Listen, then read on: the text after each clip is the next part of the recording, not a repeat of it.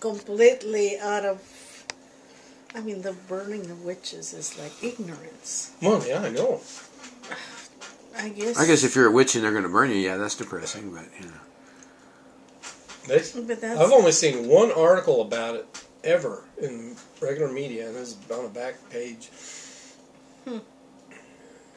10 or 15 years ago, and that was that they determined that hundreds of thousands of witches were burned, way back in the 16, in Germany especially, in the 1600s and 1700s, in that era, about the time of Martin Luther. And so, what happened here, the Salem witch trial in that period, that was just a minor blip in the overall scheme of what the witch frenzy.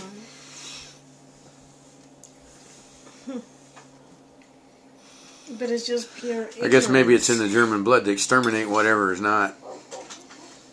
I mean, that's what they do, is obliterate it. I don't know. I'm just joking there. What it doesn't conform it's a bad joke, to your I mean, look at the Nazis, what they did, and so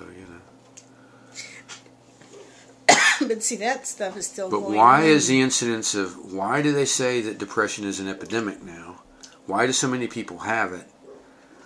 And why does it appear that it 100 years ago was a lot, maybe not non-existent, but it wasn't nearly as common as it is today in the population? See, if they were, look, okay. What were you going to say?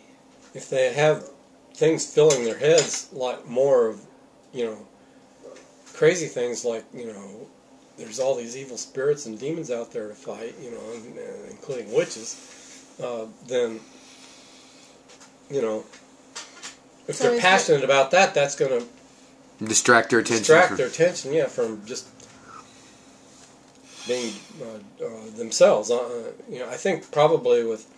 You mean having something like that, like believing in witches and bad spirits? Bad spirits will help you not be depressed? That's what he's saying.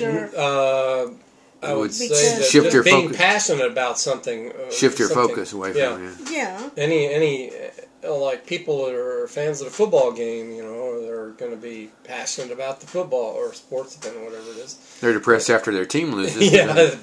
But it's not... But other than that... It's not self-immolating depression. It's not... Most of the depression, I think, is because you're focused on yourself and you're just... Self-induced, yeah. Yeah, it's caused by the self. It's not. It's talking about. Yeah, it's like anger. Most anger. We've seen some people in the last several years that anger is literally eating them alive. Yeah, we'll do that. Completely angry. And and I get comments on my videos. I mean, I can tell these people are bitter. Mm-hmm. They're really upset. I got one today. The guy was really upset. And I'm thinking, it was on that electric eel thing again. And then another guy's complaining about the recipes. He said, "Why are you putting the stupid pictures of food up?" Well, if you don't put the recipes up, And I'm thinking, well, I didn't. I put them up for me. If you don't like it, you don't have to. Don't watch it. Cut it off. Yeah, he has that in his control. It's like for what you paid for it, forget it. If you bought it or something, then you can complain. But otherwise, But the anger thing, because the Buddhists say that it's greed, anger, and ignorance. Greed, anger, and ignorance. Greed's the biggest by far, but the second one's anger. Anger. And anger is just... and now there's a clinical... a psychological diagnosis for bitterness that incapacitates people, and it's like alcoholism, or, it's an illness called resentment something, and you're bitter and resentful, and it affects... You can't function, So... But anger, if you look at it, just chews people up.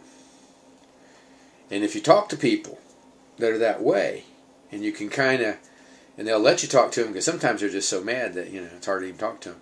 If you're able to get into a dialogue with them, what you find out is that most of it's self-induced. It's their fault.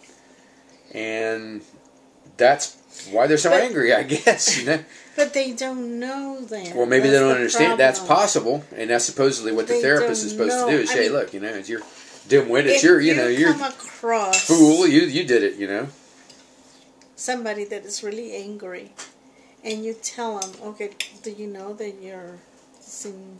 But like, okay, you say you blew all your money. You worked all your life and you blew all your money. Right. Then you're angry and bitter about that. Well, whose fault is it? It's your fault.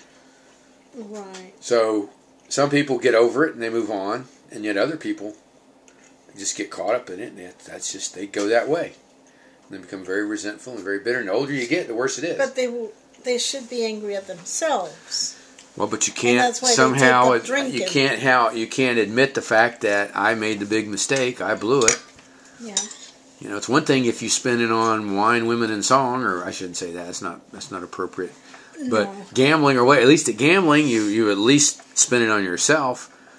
But if you speculated on real estate, you gave it to the real estate, the realtor, and the real estate agent, and the banks, and whoever was behind it. You know, and you know, who are you going to be angry at?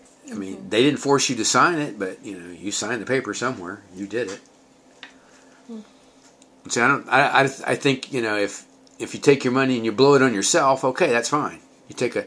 You go on a worldwide tour or something, or you go to Mexico for a year or 2 years, or you go traveling or whatever. You blow it on yourself. That's one thing. But I can see where people would get really bitter if all of a sudden they feel they've been taken advantage of, and yet the reason people invested in real estate in 2005, 2006, speculated, because they were greedy. I mean, that's the only reason. It wasn't like you were, you wanted, you could double your money.